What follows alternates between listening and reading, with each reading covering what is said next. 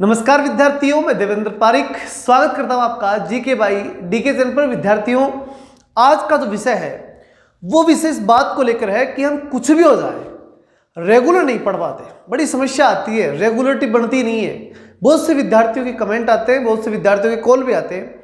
वो सभी ये कहते हैं सर क्या करें कि रेगुलर नहीं हो पा रही स्टडी। तो देखिए, रेगुलरिटी का एक सबसे बड़ा समाधान एक ही है और वो ये है कि इसके लिए हम इसके प्रति गंभीर कितने हैं। सबसे पहला तो यह है, अब गंभीरता के लिए कि हम गंभीर कैसे हों, इसके लिए दो तीन चीजें जरूर हैं जिनको हम काम में लेकर के उस गंभीरता तक पहुंच सकते हैं और फिर ऑटोमेटिक जो है वो हमारी रेगुलरिटी जो है वो सिस्टमेटिक बन सकती है। तीन चार चीजें जो हैं वो मैं आपके सामने रखूंगा। अगर उनको आपने सिस्टमेटिक समझ लिया तो निश्चित रूप से मुझे विश्वास है कि आपकी रेगुलरिटी में बड़ा लाभ आपको मिलेगा। चलिए शुरू करते हैं आज के वीडियो को। इसमें क्या है, सबसे पहली चीज है टाइम टेबल। अब आप कहेंगे सर टाइम टेबल तो रोज ही बनाते हैं, ऐसे ही फाड़ते हैं। मैं भी जानता हूं, कोई मतलब नहीं टाइम टेबल का बहुत ज्यादा, लेकिन इसका जो फायदा हो सकता है और जिस प्रकार से फायदा हो सकता है उस पर चर्चा करेंगे।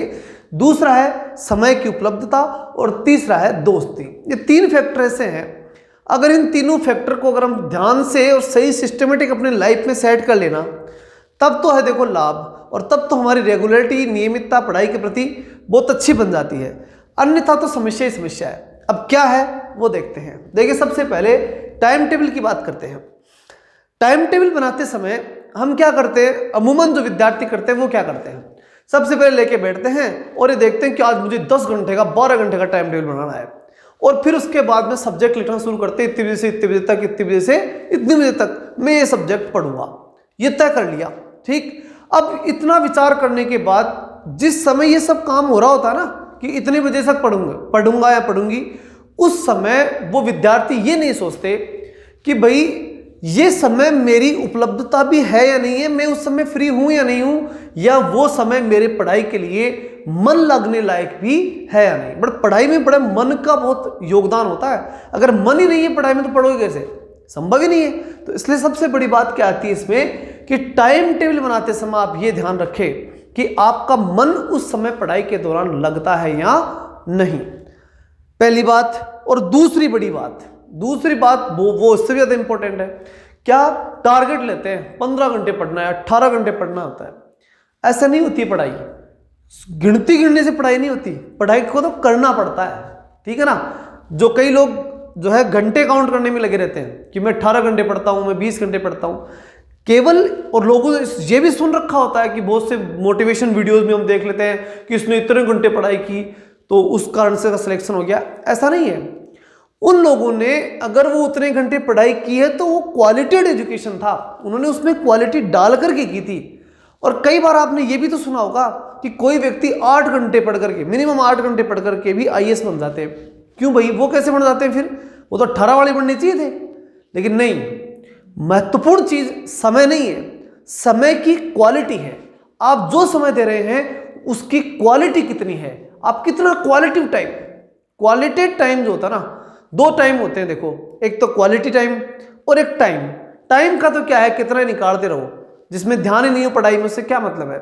और क्वालिटी टाइम का मतलब है कि मुझे इतने घंटे पढ़ना और इतने घंटे मैं इस धरती पे नहीं रहूंगा, बस उस विषय में ही रहूंगा, उससे बाहर नहीं निकलूंगा। चाहे धरती पर कुछ भी हो रहा है, चाहे भूकंप आ रहे होंगे, मुझे कोई मतलब नहीं उससे। वो होता है क्वालिटी टाइम।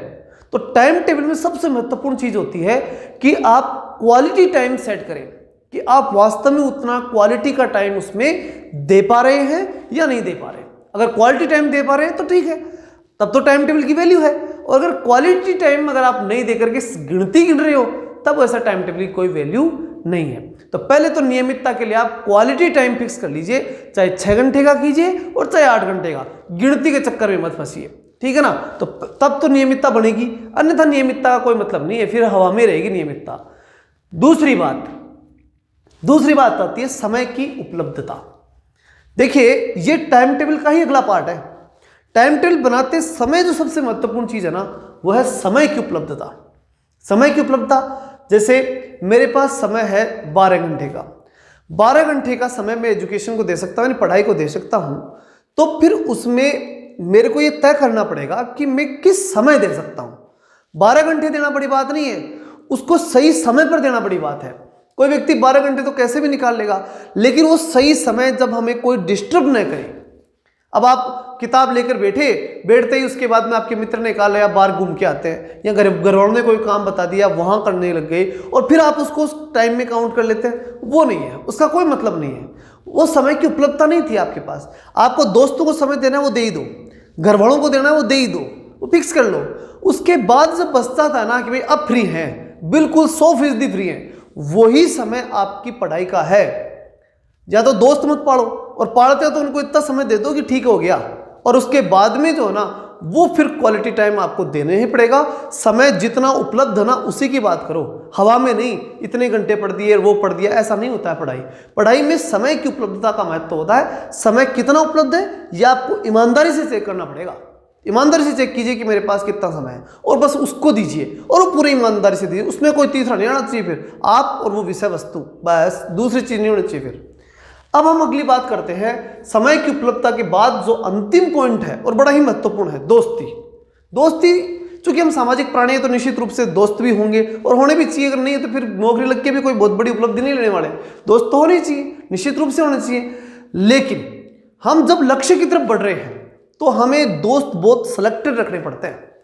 कौन से दोस्त हमें सहयोगी के रूप में आ सकते हैं और कौन से हमारे बाधा के रूप में आ सकते हैं। अब आप कहेंगे सर बाधा वाले तो दोस्त ही नहीं होते हैं। कई दोस्त अलग अलग क्षेत्रों के होते हैं जो हमें किसी एक लक्ष्य की तरफ जाते समय बीच में बाधा उपस्थित करते हैं। जैसे हम एंजॉयमेंट के समय दोस्त रखते हैं, अब उस समय वो एंजॉयमेंट वाली किताब उठाई और वो एंजॉयमेंट वाला आ गया और वो लेकर के हमें फिल्म दिखाने ले गया या कहीं घूमने ले गया, तो नहीं बैठेगा।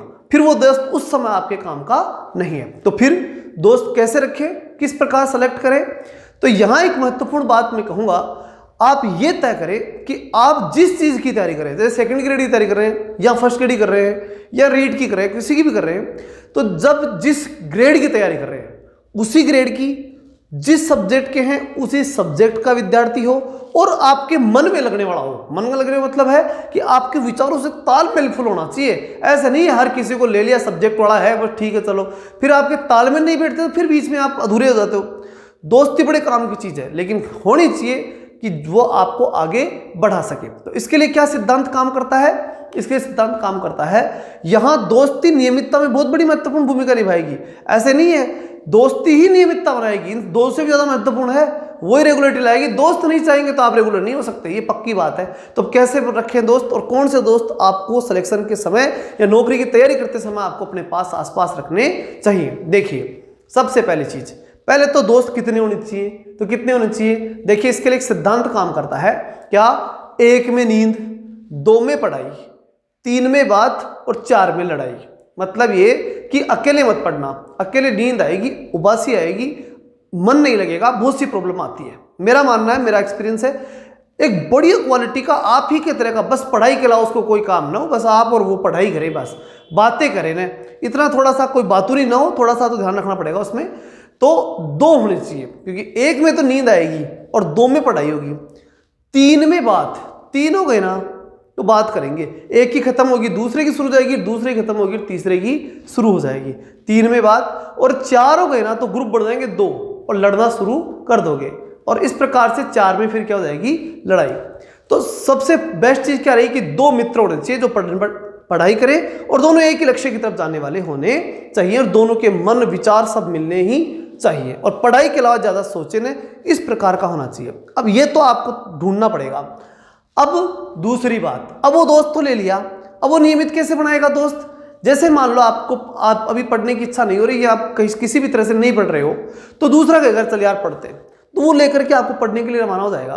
फिर मान लीजिए आप, जो सामने वाला आपका मित्र है वो नहीं पढ़ रहा है, उस समय आप कहोगे चल यार पढ़ते हैं, तो क्या होता है कि जो समय हम नहीं पढ़ रहे होता ना उसको भी वो पढ़ाई में लगवा देते हैं, और एक रेगुलरिटी ऑटोमेटिक बन जाती है। हम कभी पढ़े नहीं पढ़े ये हो सकता है, लेकिन जब 2 होंगे तो निश्चित रूप से सही टाइम टेबल पर, फिक्स टाइम टेबल पर आप 2 बैठेंगे ही, और दोनों तो आगे चलेंगे। लेकिन ध्यान रहे वो होना चाहिए आपके ही हिसाब वाला, पढ़ने वाला होना चाहिए, इतना आपको देखना पड़ेगा। ये वो 3 चीजें हैं जिससे आप रेगुलरिटी डेवलप कर सकते हैं। अगर ये 3 चीजें आपने सही सिस्टम से ले ली तो निश्चित रूप से विश्वास रखिए आप नियमित रूप से आगे पढ़ पाएंगे और रेगुलरिटी अपनी लाइफ में ला पाएंगे, और विशेष रूप से पढ़ाई के समय निश्चित रूप से रेगुलरिटी ला पाएंगे, ऐसा मेरा विश्वास है। चलिए मिलते हैं नेक्स्ट वीडियो में, तब तक के लिए जय हिंद जय भारत।